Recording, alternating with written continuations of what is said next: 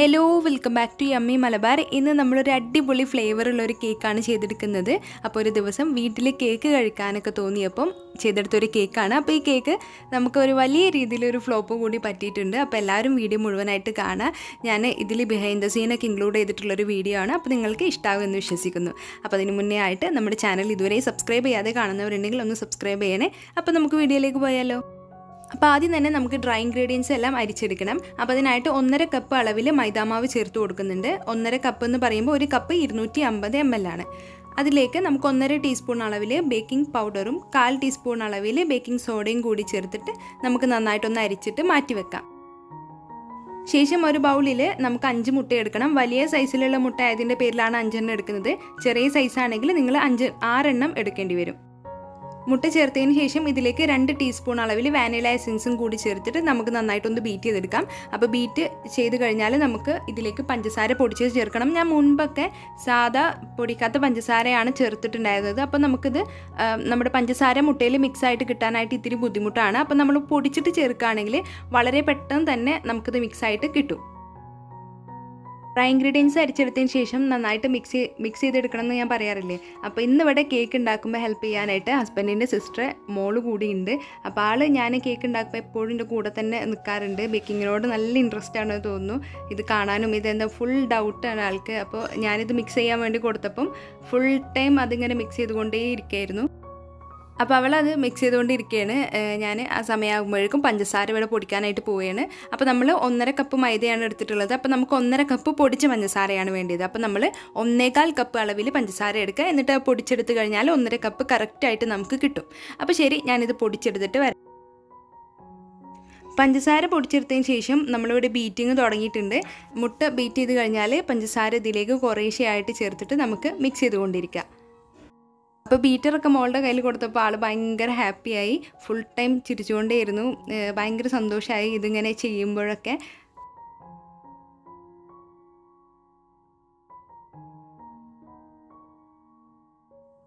മുട്ടയും പഞ്ചസാരയും നന്നായിട്ട് ബീറ്റായി വന്നാൽ ഇതിലേക്ക് നമുക്ക് 1/4 കപ്പ് അളവിൽ ഓയിൽ ചേർത്ത് കൊടുക്കണം. 1/4 കപ്പിനേക്കാളുണ്ട് 1/4 കപ്പിനേക്കാളും 2 ടേബിൾ സ്പൂൺ അളവിൽ കൂടുതൽ നമ്മൾ ഓയിൽ ചേർത്തിട്ടുണ്ട്. കാരണം നമ്മളിപ്പോൾ ഒരു 1.5 കിലോ വെയിറ്റ് വരുന്ന ഒരു കേക്കാണ് ചെയ്തെടുക്കുന്നത്. 1 കിലോൻ്റെ കേക്കാണെങ്കിൽ 1/4 കപ്പ് ഓയിൽ മതിയാവും. അപ്പോൾ ഓയിൽ ചേർത്തിട്ട് ജസ്റ്റ് ഒന്ന് മിക്സ് ചെയ്തെടുക്കുക. അതിനുശേഷം നമുക്കിതിലേക്ക് ഡ്രൈ ഇൻഗ്രീഡിയൻസ് കുറേശ്ശെയായിട്ട് ചേർത്തിട്ട് പതിയെ അങ്ങ് ഫോൾഡ് ചെയ്തെടുക്കാം. അപ്പോൾ ഞാൻ എല്ലാ വീഡിയോയിലും പറയുന്നുണ്ട്, നിങ്ങൾ ബിഗിനർ ആണെങ്കിൽ ഒരിക്കലും ഇലക്ട്രിക് ബീറ്റർ യൂസ് ചെയ്തിട്ട് ഡ്രൈ ഇൻഗ്രീഡിയൻസ് മിക്സ് ചെയ്തെടുക്കാനായിട്ട് പാടില്ല.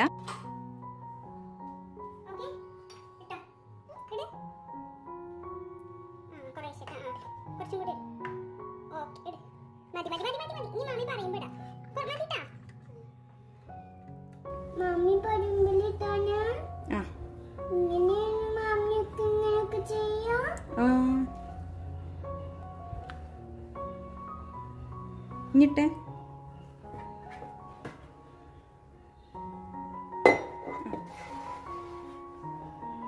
ഓക്കെ മതി. ആയിക്കോട്ടെ,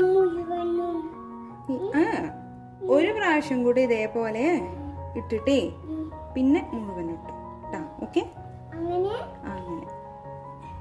അപ്പോൾ ഡ്രൈ ഇൻഗ്രീഡിയൻസ് എല്ലാം പകുതിയെല്ലാം മിക്സ് ചെയ്ത് കഴിഞ്ഞാൽ ഇതിലേക്ക് നമുക്ക് പാല് കുറേശ്ശെയായിട്ട് ചേർത്ത് കൊടുക്കണം. അപ്പോൾ 1/2 കപ്പ് അളവിൽ പാൽ എടുത്തിട്ടുണ്ട്. നമുക്ക് കുറേശ്ശെയായിട്ട് ഇതിലേക്ക് ചേർത്ത് കൊടുക്കാം. റൂം ടെമ്പറേച്ചറിലുള്ള പാല് വേണം യൂസ് ചെയ്യാനായിട്ട്. തണുത്ത പാലോ ചൂടുള്ള പാലോ യൂസ് ചെയ്യാനായിട്ട് പാടില്ല. ഇട് ഷാന, ഫ്ലോർ മൊത്തം ഇട്. ഇത് ഫ്ലോർ ഇതിങ്ങനെ ഇങ്ങനെ മൊത്തം ഇട്ടോ. മാമി ഇട്ടോ. കപ്പ് അതിലിട്ടോ. അല്ല അച്ഛന്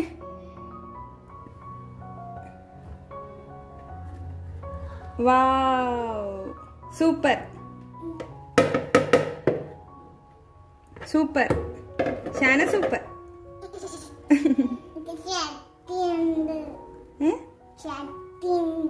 ശക്തി ഉണ്ടാ? ഗുഡ്. ഇനി പാല് കുറച്ച് ഒഴിക്കും.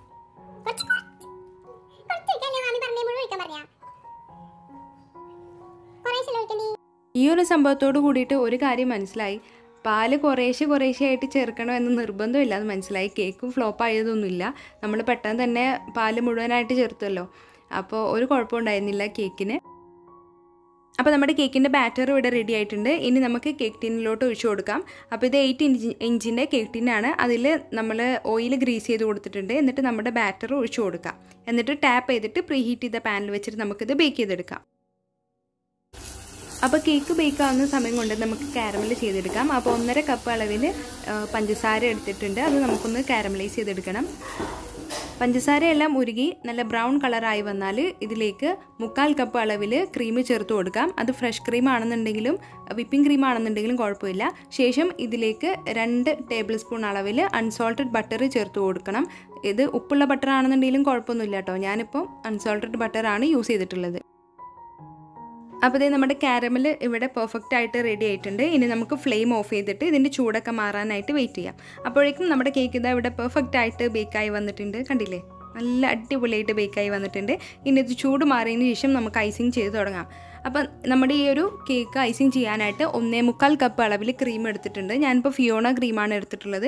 വീട്ടിൽ ചെയ്തെടുക്കുന്നതിൻ്റെ പേരിൽ ഞാൻ എക്സ്ട്രാ ഷുഗർ ആഡ് ചെയ്യുന്നില്ല. അപ്പം ഞാൻ ഓർഡേഴ്സ് ആണെങ്കിൽ ഞാൻ ഇതിലേക്ക് ഷുഗർ ആഡ് ചെയ്യാറുണ്ട്. കാരണം ഫിയോണ ക്രീമിൽ ഒരല്പം മധുരക്കുറവുണ്ട് ഈ ഒരു ക്രീം. അപ്പോൾ അതിൻ്റെ പേരിൽ ഒരല്പം മധുരം ചേർക്കാറുണ്ട്. ഐസിങ് ഷുഗറാണ് ചേർക്കാറ്. വീട്ടിൽ ഇപ്പോൾ നമ്മൾ പഞ്ചസാര പൊടിച്ചെടുക്കുകയാണെങ്കിൽ നല്ല ഫൈനായിട്ട് പൊടിച്ചെടുക്കണം, അല്ലെങ്കിൽ നമ്മുടെ ക്രീം ലൂസായിട്ട് പോകും. ക്രീം ഒന്ന് ബീറ്റായി വന്നാൽ ഇതിലേക്ക് നമുക്ക് ബദാം മിക്സ് ചേർത്ത് കൊടുക്കാം. ഞാൻ എൻ്റെ 2-3 വീഡിയോസിലൊക്കെ ഇതിനെ പറ്റി ഞാൻ പറഞ്ഞിട്ടുണ്ട്. 53 രൂപ എങ്ങാനുമാണ് ഇതിൻ്റെ റേറ്റ് വന്നിട്ട്. ഇത് ചേർക്കുമ്പോൾ നമുക്ക് നല്ലൊരു ഫ്ലേവറും കിട്ടും.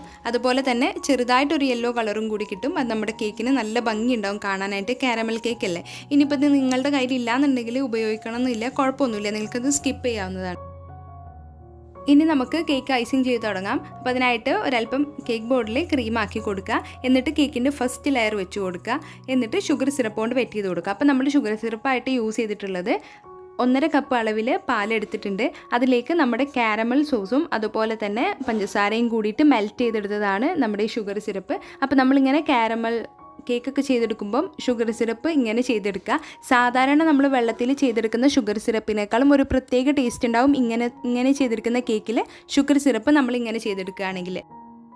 ഷുഗർ സിറപ്പ് കൊണ്ട് നന്നായിട്ട് വെറ്റ് ചെയ്ത് കൊടുത്തു കഴിഞ്ഞാൽ നമുക്കിതിൻ്റെ മുകളിലായിട്ട് ക്രീം സ്പ്രെഡ് ചെയ്ത് കൊടുക്കണം. അപ്പോൾ ഈ ഒരു കേക്കിൽ നമുക്കൊരു അബദ്ധം പറ്റിയെന്ന് പറഞ്ഞില്ല. അതിൽ ഫസ്റ്റ് അബദ്ധം എന്താണെന്ന് വെച്ചാൽ, നമ്മൾ ചെയ്തെടുത്ത കാരമൽ സോസ് ഇല്ലേ, അത് ഓരോ ലെയറിലും നമ്മൾ ചെയ്തെടുക്കണം. പക്ഷെ ഞാനതങ്ങ് മറന്നുപോയി. അതാണ് ആദ്യം പറ്റിയ മിസ്റ്റേക്ക് എന്ന് പറയുന്നത്. അപ്പോൾ കണ്ടില്ലേ, നിങ്ങളിപ്പോൾ അങ്ങനെ കാരമൽ സോസ് ചെയ്തെടുക്കുമ്പോൾ അങ്ങനെ തന്നെ ചെയ്തെടുക്കുക. അപ്പോൾ ഞാൻ എല്ലാം ഐസിങ് ചെയ്ത് കഴിഞ്ഞതിന് ശേഷമാണ് ഇതിൻ്റെ ഓർമ്മ വന്നത്, ഇതിങ്ങനെ ചെയ്യണമല്ലോ എന്നുള്ള ഓർമ്മ വന്നത്. അപ്പോൾ ഈ ഒരു നമ്മളിപ്പോൾ ലെയറിൽ കാരമൽ സോസ് ഒഴിച്ചു കൊടുക്കാത്തതിൻ്റെ പേരിലാണ് രണ്ടാമത്തെ മിസ്റ്റേക്ക് നമുക്കുണ്ടായത്. അത് ഞാൻ വഴിയെ പറഞ്ഞു തരാം. അപ്പോൾ നമ്മുടെ കേക്കെല്ലാം ഇവിടെ മുഴുവനായിട്ട് ക്രം കോട്ട് ചെയ്തെടുത്തിട്ടുണ്ട്. ഇനി നമുക്ക് മെയിൻ ആയിട്ടുള്ള കോട്ടിങ് ചെയ്തെടുക്കാം.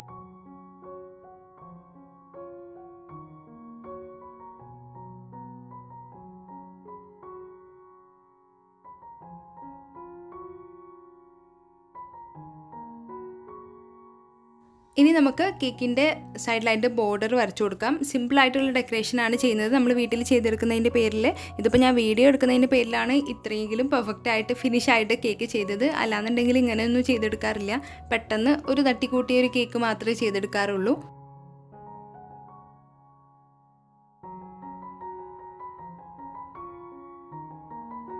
അപ്പോൾ ഡെക്കറേഷൻ എല്ലാം കഴിഞ്ഞിട്ട് മുകളിൽ കാരമൽ എല്ലാം ഒഴിച്ചു കൊടുത്തതിന് ശേഷം ഫ്രിഡ്ജിൽ സെറ്റ് ചെയ്യാൻ വേണ്ടി വെച്ചു.